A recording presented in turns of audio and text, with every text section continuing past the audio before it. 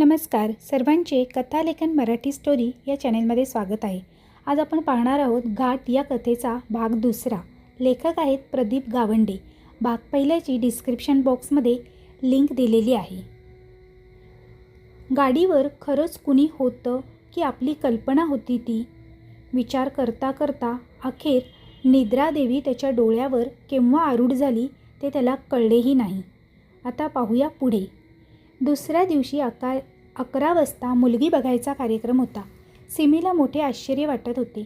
एकीकडे मानव रीताबरोबर प्रेम करतो तर दुसरीकडे आईच्या म्हणण्याखातर मुलगी बघायला सुद्धा जातो. ए रीटा से अच्छी होगी तो क्या तू रीटा को छोड़ देगा? त्याने विचारलं. तुला नाही कळायचं ते. अशी नाटकं करावी लागतात यार. मानवने त्याला समजावले. पण ते सिमीच्या समजण्यापलीकडले होते. मानवच्या आग्रहाखातर महाराष्ट्रात मुलगी बघायची रस्म कशी असते हे बघण्यासाठी म्हणून सिमीसुद्धा त्याच्याबरोबर यायला तयार झाला. चहा पोहे झाले. मुलगी बघायचा कार्यक्रम व्यवस्थित पार पडला. मुलगी अनुष्का सर्वांनाच पसंत पडली. इवन सिमरजितला सुद्धा ती आवडली. घरी आल्यानंतर सिमरजितने मानवला समजावले. काय रीटाच्या चक्करमध्ये पडला आहेस? त्यापेक्षाही ही मुलगी दिसायला तर सुंदर आहेच, शिवाय शिकलीही जास्त आहे. घरानेही तिच्यापेक्षा बरेच उच्च दिसते. करून टाक हीच मुलगी. आई व मानवची बहीण मीनाक्षी सर्व त्याच्यावर जोर देऊ लागली. दादा हो म्हणून टाक, मला आवडली वहिनी. पण मी माझा फैसला 15 दिवसानंतर कळवीन म्हणून मानवने वेळ मारून नेली. आईने गोडधोड खाऊ घालून मुलांचे कौतुक केले व 2 दिवस सुट्टी उपभोगून मानव व सिमरजित आपल्या कामावर निघून गेले. आई बाबांजवळ चिंता व्यक्त करत होती. हे पोट्टं हो म्हणतं का नाही काही सांगता येत नाही. सदैव आपली मनमानी चालवत राहते. आईची चिंता रास्त होती. आई बाबा त्याला डॉक्टर करायच्या मागे लागले होते. मात्र जास्त मार्क मिळूनही हा आपल्या जिद्दीखातर इंजिनिअरिंगला गेला. बाबाही म्हणाले, हो ना, या पोराला कसं समजवावं हेही समजत नाही. तो सिमी आला होता, तोही म्हणत होता पोरगी रिजेक्ट करण्यासारखी बिलकुल नाही म्हणून. त्यालाच फोन करून त्याला समजवायला सांग. त्यांनी परत चेंडू बायकोकडे टोलावला आणि ते परत पेपरात मुंडकं खुपसून बसले. आई चुळबुळ करत राहिली. आई सारखी फोन करीत होती. मग काय ठरवलं तू मनू? तुला सांगितलं ना 15 दिवसानंतर कळवीन म्हणून. मला जरा विचार करायला वेळ देशील की नाही? उलट त्यानेच प्रश्नकर्ता झाला. खरं तर तो टाळून न्यायचा प्रयत्न करीत होता. एकदा रीताच्या समोर सिमीच्या तोंडून अचानक निघून गेले. मानव मुलगी बघायला गेला होता म्हणून. झालं. रीताचा पारा 7व्या आसमानावर चढायला वेळ लागला नाही. तिला समजावण्यातच मानवचे 10-12 दिवस गेले.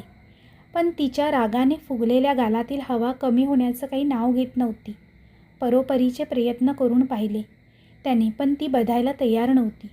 शेवटी माझ्यासमोर आईला सांग ती मुलगी मला पसंत नाही म्हणून, या अटीवर ती तयार झाली. तोही आपल्या प्रेमापुढे मजबूर होता. त्याने फोन लावला. स्पीकरवर टाक, स्पीकरवर. जवळजवळ ती ओरडलीच. आईला त्याचं हे प्रकरण माहीत नव्हतं. फोन स्पीकरवर होता. आई, त्याने आवंडा गिळला. हां, तर झाला तुझा विचार पक्का? मी कळवू ना त्यांना हो म्हणून? आई घाईकुतीला आली होती. अगं जरा दम घेशील की नाही? आता कुठला आला आहे दम? मी तर त्यांना कळवले सुद्धा. काय? त्याचा वरचा श्वास वरच अडकला. रीता त्याच्या पाठीवर बुक्क्या मारू लागली. तिचा जळफळाट झाला होता. आमच्या सर्वांचा होकार आहे, फक्त मनूला वेळ हवा आहे, म्हणजे 90% पक्क समजा, असं मी सांगितलं. हे ऐकताच परत त्याचा जीव भांड्यात पडला. मात्र ते ऐकताच रीता ओरडणार होती, पण त्याने एका हाताने तिचं तोंड गच्च दाबून धरलं. अगं मला सुद्धा मुलगी पसंतच आहे, तो रीताकडे अंगुली निर्देश करीत होता. रीता रागातही हसून गेली त्याच्या या प्रेझेन्स ऑफ माइंडवर. मग 100% हो म्हणून कळवू ना त्यांना? आईचं तत्काळ रिॲक्शन. अगं पण मी इथे एका गुरुजीला विचारले तर ते या मुलीबरोबर लग्न करू नको म्हणाले. त्याने परत एकदा लोणकडी थाप मारली. काहीही काय सांगतोस? आणि तू केव्हापासून पत्रिकेवर विश्वास ठेवायला लागला रे? आई आपल्या मुलाला नखशिखांत ओळखून होती. तिला त्याची थाप पचली नाही. बरं आता ठेवतो, नंतर बोलू म्हणून त्याने फोन कट केला. हे पोट्टं असं आहे ना, म्हणत आई बाबांकडे गेली. तिला घाई झाली होती. इतकं चांगलं स्थळ हातचं जायला नको म्हणून तिने बाबांकडे याची तक्रार केली. ते पुस्तक वाचण्यात गढून गेले होते. त्यांनी ऐकून न ऐकल्यासारखे केले तेव्हा आई चिडली, तर त्यांनी सल्ला देऊन टाकला, मग तूही एखाद्या ज्योतिषाला त्यांची पत्रिका दाखवून बघ. आणि तिच्या डोक्यात प्रकाश पडला. लागलीच ती त्या शोधाला लागली. तिची मैत्रीण हेमा, ती नेहमी एका ज्योतिषाकडे जायची. हेमे, तुझे ते गुरुजी कोण गं? अगं बाई, तुला केव्हापासून गुरुजींनी गरज पडायला लागली हं? हेमा त्याला डिवचत म्हणाली. कारण हे कुटुंब लेफ्टिस्ट वळणाचं आहे हे ती ओळखून होती. ते ज्योतिषशास्त्राला थोतांड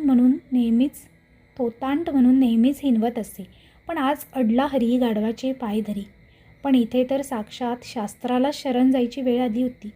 अन बेशर्मकीचा कळस म्हणा की काहीही मुलाहिजा न बाळगता ती हेमाला शरण गेली. अगं ते जाऊ दे गं, आमचं हे कार्ड कधी नव्हे ते कुण्या गुरुजींकडे गेलं होतं म्हणे, आणि त्यांनी सांगितलं की यावर्षी लग्नच करू नका. झालं, याचं डोकं खराब केलं त्या गुरुजींनी. इतकी सुंदर शिकली सवरली मुलगी मिळते असं असताना याने मध्येच हे खूळ काढलं. आता याला काय म्हणावं? देव देतं न कर्म नेतं, दुसरं काय म्हणणार? हेमाने त्यांच्या जखमेवर मीठ चोळलं. अवलक्षण मेलं, त्यांचा तिळपापड झाला होता. जाऊ द्या हो, मुलाबाळांचं काय, मुलंच ती. आपण जाऊन प्रत्यक्षच कन्फर्म करून घेऊ ना. हेमाने आपली बाजू सावरून नेत त्यांना हिंमत दिली आणि आपली सकारात्मकता दर्शवली. हे बघून त्यांना जरा हायसं वाटलं. त्या दोघीही गुरुजीकडे गेल्या. हेमाने सविस्तर समजावून सांगितल्यावर गुरुजींनी प्रश्न केला, पत्रिका आणली? अहो गुरुजी, तुम्हाला कळलं नाही का? अजून लग्नच जमायचं आहे तर पत्रिका कुठून छापणार? मनूच्या आईने खरंच गंमत केली होती की त्यांचं अज्ञान असावं? म्हणून हेमा आणि गुरुजी अवाक होऊन तिच्याकडे बघतच राहिले. मला काय म्हणायचे गुरुजी, ती जन्मपत्रिकी काय म्हणतात ते आम्ही कधी बनवली नाही, पण तुम्हीच ती बनवून द्या आणि तुमची काय ती फी देऊ आम्ही. त्या सरळ सरळ व्यवहाराची भाषा बोलत होत्या. त्याला फी नाही म्हणत माधुरीताई, दक्षिणा म्हणतात, हेमाने समजावले. बरं, ती दक्षिणा की काय? त्या पुन्हा सावरत म्हणाल्या. टिपण द्या दोघांचंही, गुरुजी उद्गारले. तर ते मी काही आणलं नाही, त्या फारच अनभिज्ञ होत्या. अहो तुम्ही मुलाची आई आहात ना, मग त्याच्या जन्माची वेळ, तारीख, ठिकाण तुम्हाला काहीच माहीत नाही? गुरुजींना जरा रागच आला होता. त्यांनी तिला टोमणा मारला. हो, बघा मी वेंदळीच आहे. यांनी मला दोघांचंही लिहून दिलं आहे. त्यांनी तो कागद गुरुजींपुढे केला. नाकावरचा चष्मा मागे सरकवत समोरच्या डेस्कटॉपवर गुरुजी निहाळू लागले.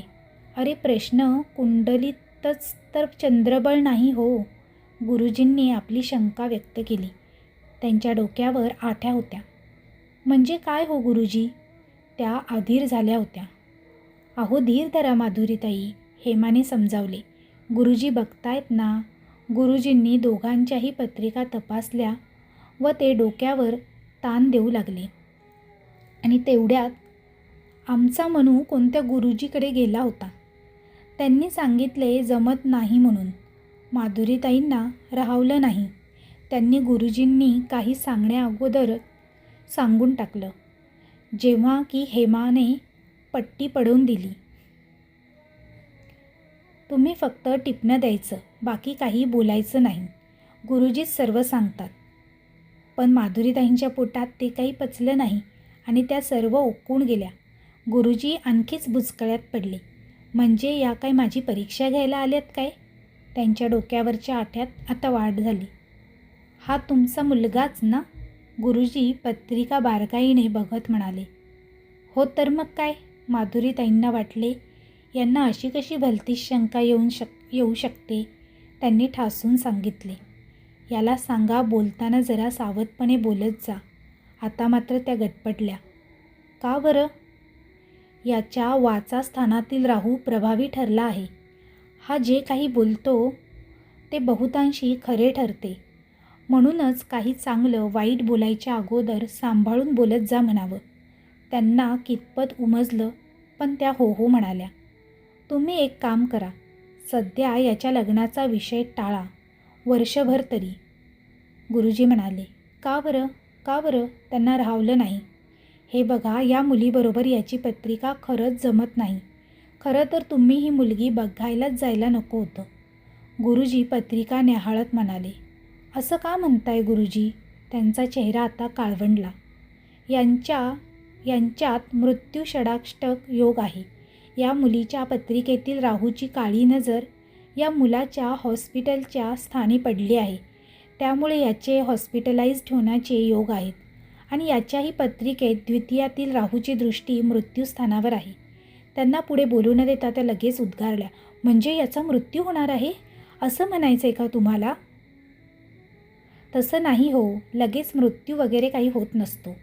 गुरुजी त्यांना समजावून सांगत असताना, अगं माधुरीताई, गुरुजी तुम्हाला पत्रिकेतील योग व त्यावर उपचार सांगत आहे, तर तुम्ही हेमाला राहवलं गेलं नाही. आणि माधुरीताईंचा आताताईपणा, ती मध्येच बोलली, गुरुजी म्हणजे याच्या जीवाला काही धोका आहे का?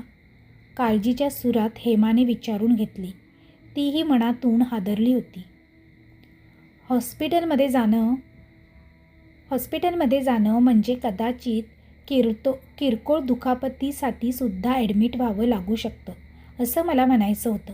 त्यांनी स्पष्टीकरण दिलं. त्यांना पूर्ण बोलू न देता माधुरीताईंनी लगेच विचारले, केव्हा ते काही सांगता येत नाही, पण असे योग तरी दिसत आहेत म्हणायला वाव नाही. त्यांच्या शास्त्रावर प्रगाढ विश्वास दिसला. म्हणूनच मला वाटतं वर्षभर तरी याच्या विवाहाचा विषय टाळून न्यावा. तसंही याला सध्या 8वा गुरु असून वर्षभर तो याच्या व्ययातून भ्रमण करीत असल्याने 13 महिने लग्न टाळलेलंच बरं. ते पत्रिकेवर नजर ठेवून होते. मग आता यावर उपाय काय? त्या पुन्हा लगेच उच्चारित झाल्या, वर्षभर तरी थांबावं लागेल आणि या मुलीला स्पष्ट नाही म्हणून कळवा. त्या दोघीही हे ऐकून हिरमुसल्या झाल्या. वर्षभरानंतर या मुलीला हो म्हणता येईल का? माधुरीताईंना ती मुलगी फारच आवडली होती. त्यांनी प्रश्न विचारला, नाही, माझ्या दृष्टीने ते योग्य होणार नाही. दोघांचीही मध्यनाड येत आहे आणि गुणसुद्धा 8.5च जुळतात. नकोच. ते आपल्या मतावर ठाम होते. आता परत उपाय विचारूनही काही उपयोग नाही असे समजून त्या काळजीयुक्त होऊन परतल्या. घरी येऊन त्यांनी आपली काळजी नवऱ्यासमोर व्यक्त केली. कधी नव्हे तेही लगेच देवापुढे जाऊन उदबत्ती लावून देवापुढे हात जोडून आले. मनोमन काय आराधना केली ते माधुरीताईंनासुद्धा कळले नाही. म्हणजे नक्कीच त्यांनाही त्या गोष्टीचे गांभीर्य लक्षात आले असावे. नाहीतर ते सहसा देवापुढे नतमस्तक होत नव्हते. त्यांना आपल्या मनगटावर फार भरोसा होता आणि तसे ते बोलूनसुद्धा दाखवायचे. पण आज त्यांनी बायकोला बजावलं, मनूला याबद्दल काहीही कळवू नको. उगाच नेगेटिव्हिटी पसरायची आणि तेच विचार डोक्यात घालून ॲक्सिडेंट करून बसायचा. आता लग्नाची गाठ 1 वर्षानंतरच उघडू, समजली? तिनेही मान हलवून प्रतिसाद दिला. तिची बोलतीच बंद झाली होती आणि आता त्या विषयावर पडदा पडला. आता आईचा तगादा नाही म्हणून इकडे मानवही निश्चिंत झाला. त्याच रीताबरोबर चांगलं त्याचं मेतकूट जमलं. तोही फार आनंदात होता. त्याला वाटलं त्याने मारलेली लोणकडी थाप खूपच चपखल बसली. तो रीताबरोबर बिंदास फिरू लागला. मानवच्या चक्रा घरी सुरूच होत्या, पण गेल्या महिन्याभरात त्याला वेळच मिळाला नाही. एका शनिवारच्या सुट्टीत बिझनेस मीटिंगसाठी त्याला बेंगलोरला जावं लागलं. खरं तर दुसरा शनिवार रविवार त्याने रीताला द्यायचं कबूल केलं होतं, पण पुन्हा सिमीने त्याला ऑफिसात अडकवून ठेवलं. त्यामुळे ती रागाने चडफडली आणि कुरकुरत त्याचा प्रोजेक्ट करीत राहिला आणि तोही कुरकुरत त्याचा प्रोजेक्ट करीत राहिला. आणि तिसरा शनिवार रविवार त्यांचं सेमिनार होतं, म्हणून त्याला त्या महिन्याभरात अमरावतीला जायलाच मिळालं नाही. मात्र रीता सारखी मागे लागली होती डेट करण्यासाठी. बघ जानू, तू नसशील बिल पेड करणार तर मी करते, पण आपण या शनिवारी जाऊ, दूर कुठेतरी. तिचा लाडिक आग्रह तो आता टाळू शकला नाही. पुन्हा या शनिवारी सिमीने त्याला ऑफिसात लटकवून ठेवले. दिवसभर काम करूनही तो त्याला सोडायला तयार नव्हता. संध्याकाळ झाली आणि त्याचा फोन खणानला. तिकडून तिचा आवाज आला, एका माणसाला मुलगी पसंत पडली वाटतं. म्हणून तर आम्हाला वेळ देत नाही. ती चिडून म्हणाली, तसं नाही गं, खरं तर आज मला अमरावतीला जायचं होतं. तो तिला म्हणाला. झालं का टाळाटाळ करणं सुरू? तिचा राग नाकावरच होता.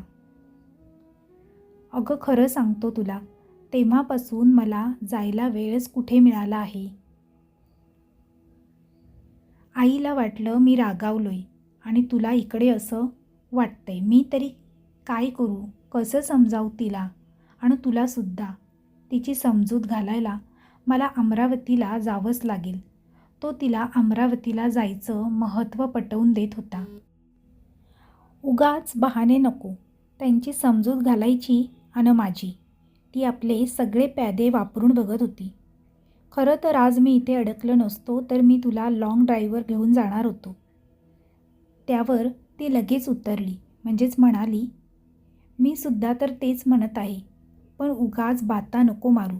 स्पष्टच सांग ना, आईने पसंत केलेली मुलगी आवडली आहे म्हणून तर मला टाळून राहिला आहेस तू. तुझ्या मनात काय आहे ते स्पष्टच का सांगत नाहीस तू? ती त्याला म्हणाली. तिचा विश्वास डळमळायला लागला होता. आता त्याच्याही मनात शंकेची पाल चुकचुकली. कदाचित ही मला सोडून तर जाणार नाही. बरं बाबा, माझी मीटिंग संपली की जाऊ आपण लाँग ड्राईव्हवर. अखेर तो नमला तिच्यापुढे आणि त्याने अमरावतीला जायचा आजचा बेत रद्द केला. खरंच तिच्या आश्चर्याला पारावर नव्हता. इतक्या लवकर आपण याला गुंडाळू किंवा तो पिघळेल यावर तिचा विश्वासच बसत नव्हता. ठीक आहे, मग तुझं आटोपलं की फोन कर, मी वाट बघते. मी तयारच बसली आहे, ती म्हणाली. तिच्या आवाजातील आल्हाद त्याला जाणवला.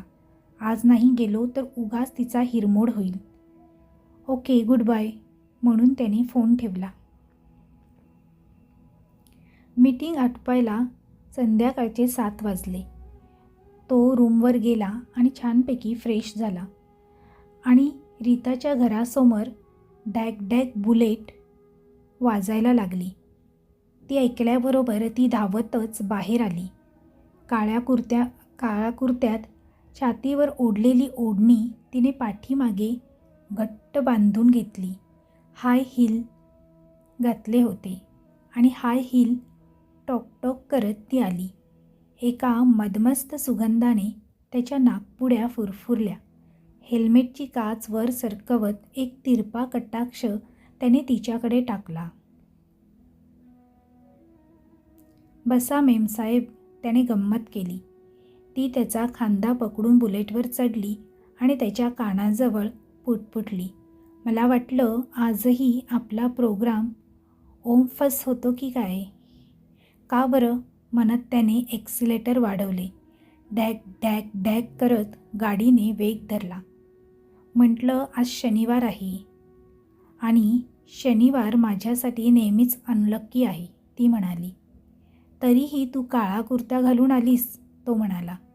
शनिदेवाला प्रसन्न करण्यासाठी शनिवारी काळच घालायचं असतं. ती त्याला अतिरिक्त ज्ञान पाजत होती. मग झाले का शनिदेव प्रसन्न, तोही तिची छेड काढू लागला. नाही तर काय, हे काय, मला घेऊन रेड्याची सवारी करतायत शनिदेव. त्याच्या काळ्या बुलेटला तो घोडा म्हणायचा तर ती रेडा. तो सरळ तिला घेऊन नागपूरवरून दूर 20 किलोमीटर वर असलेल्या चोखरधानीमध्ये घेऊन गेला. त्यांनी कोपऱ्यातील टेबल पकडलं आणि जेवणाची ऑर्डर दिली आणि निवांत एकमेकांच्या हातात हात गुरफटून गुलूगुलू करीत बसली. तिचा आवाज फारच सुंदर असल्याने त्याने तिला गायला लावलं आणि तिने सुद्धा काहीही आडेवेडे न घेता सुरू केलं. ये क्या जगह है दोस्तों, ये कौन सा दयार है, ईदे निगाह तक जहाँ गुबार ही गुबार है, ये क्या जगह है दोस्तों.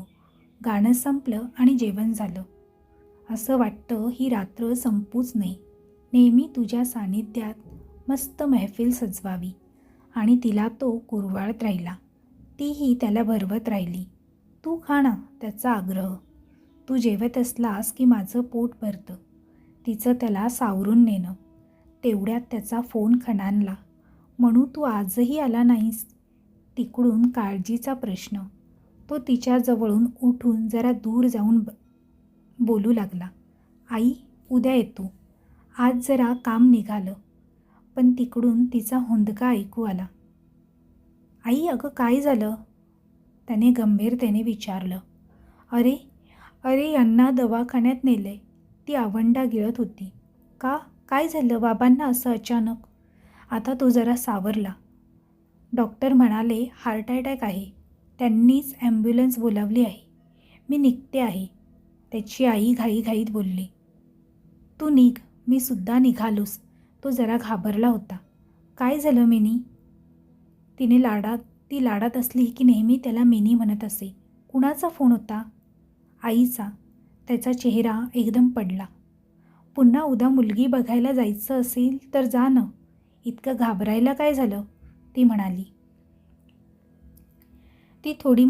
मी थोडी मुलगी बघायला तुला मनाई केली आहे.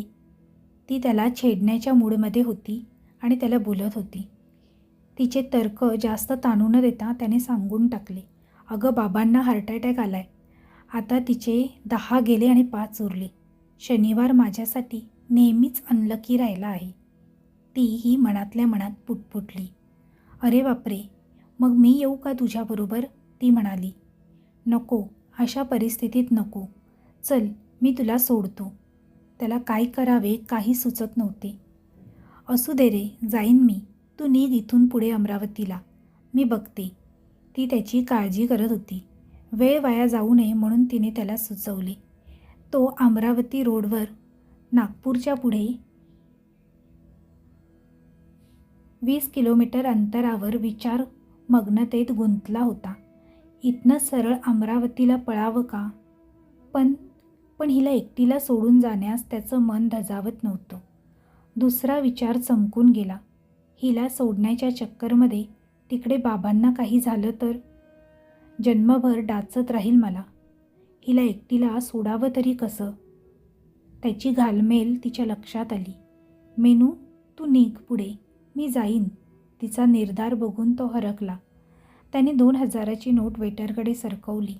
ही जर इतकी तयारी दर्शवते आहे तर हिला घरी पोहोचवल्याशिवाय अमरावतीला जायचं नाही.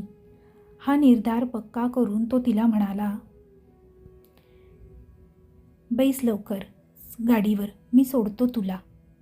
अरे पण, ती त्याला म्हणाली. आता पण वगैरे काही नाही, पटकन बस. म्हणतो ना, त्याच्या आवाजात जरब होती. ती गुपचूप बसली. काहीही प्रश्न न करता तो तिला कुठे घेऊन जाणार होता, अमरावतीला की नागपूरला? तिने काहीही विचारले नाही. नाहीतरी 15-20 किलोमीटर अंतर कमी झाले होते. त्याने गाडी वळवली व तो तिला घेऊन निघाला नागपूरकडे. वाडी आल्यावर तो तिला म्हणाला. इथनं आता तू निघू शकतेस. मानव तिला म्हणाला. हो, तू निघ. मी तर तुला तिथूनच जा म्हणाले होते. ती मानवला म्हणाली. पण मला तुझी काळजी वाटते ग, तो म्हणाला. सावकाश जा. तू आता माझी काळजी सोड. बाबांची काळजी घे आणि कळव मला काय ते. हो, गेल्याच कळवतो. आणि त्याने लागलीच U-टर्न घेऊन हेल्मेटची काच बंद केली आणि तो सुसाट निघाला. तिच्या बाईकडेही त्याचं लक्ष नव्हतं. त्याने तिला ऑटो करून दिला.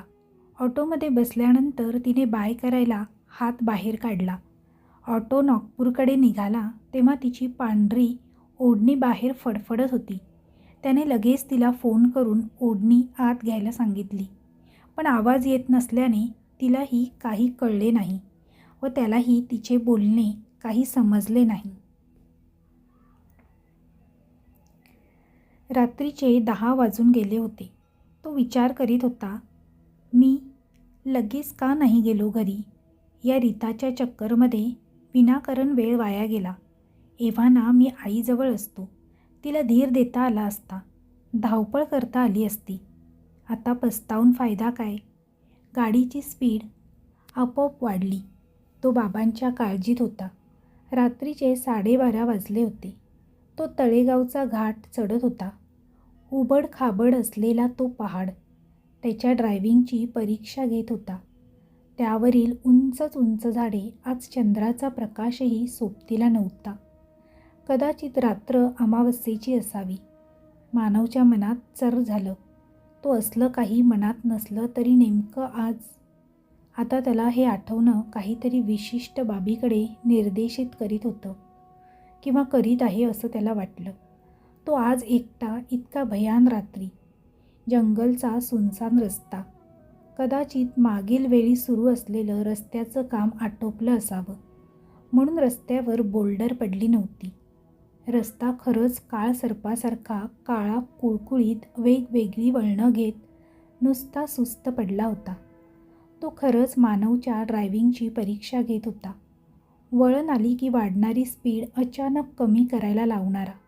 त्या सुनसान रात्री बुलेटचा ढॅक ढॅक आवाज त्या भयान शांततेचा भंग करीत होता. त्याच्या गळ्यातील मफलर मागे फडफडत होता. पण त्याला बाबाला भेटायची घाई झाली होती, म्हणून तो आपलं ड्रायव्हिंग स्किल पणाला लावून वेग नियंत्रणात ठेवण्याचा प्रयत्न करीत होता. रस्त्यावर चिटपाखरूही दिसत नव्हतं. कुणीच नव्हतं रस्त्यावर.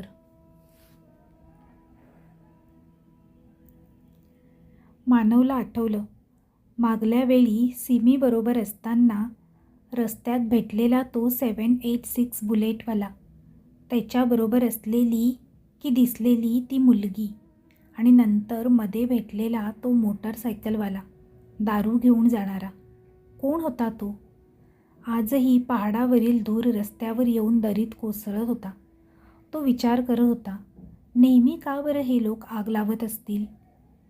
त्यातच रस्त्यावर पसरलेल्या काळाकुट्ट अंधाराला बुलेटचा प्रकाश चिरत निघाला होता, आणि वळणावर मध्येच पहाडीवर पडल्यामुळे हिरवा किर अंधाराची शांतता बुलेटचा ढॅकढॅक आवाज भंग करीत होता.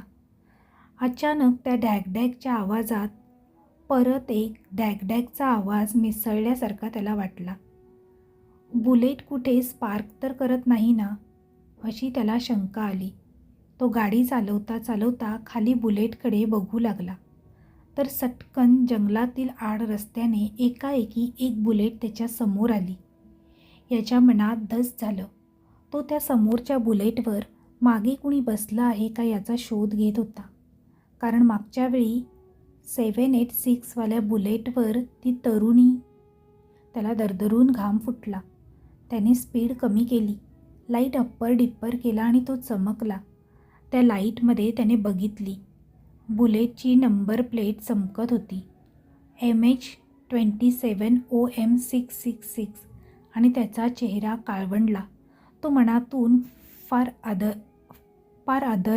हादरला, कारण नुकताच त्याने द ओमेन सिनेमा बघितला होता, आणि त्यातील 666 आकड्याची भयानकता तो आता अनुभवत होता. गाडी वळणावरून घसरताना वाचली. त्यातल्या त्यात आज बरं. त्या दिवशी सारखं त्या नंबर प्लेटच्या वर मात्र आज ओढणी घरंगळत नव्हती, म्हणजे त्याच्या मागे कुणी बसलं नाही तर, म्हणून त्याला हायसं वाटलं. मात्र दोन्हीकडे काळ्या कॅन लटकत तर होत्याच त्या बुलेटवर. अंगात स्वेटर, डोक्यावर हुडी, गळ्यात मफलर. मानव विचारत पडला, अरेच्छा, हे काय?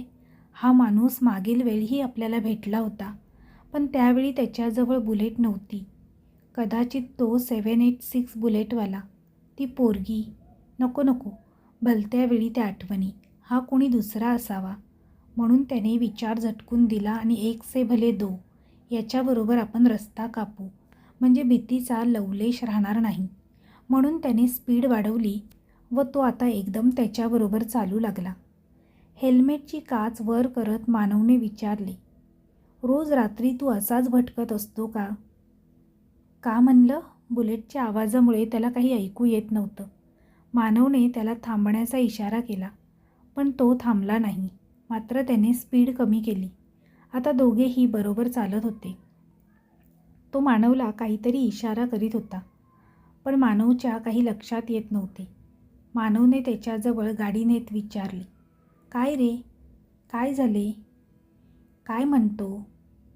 तुमच्या मागं बसलेल्या बाईले सांगा वडणी सवारून बस, नाहीतर चाकात येईन आणि तुम्ही दोघं बी पडान, असं म्हणून तो सुसाट वेगानं पुढे निघून गेला.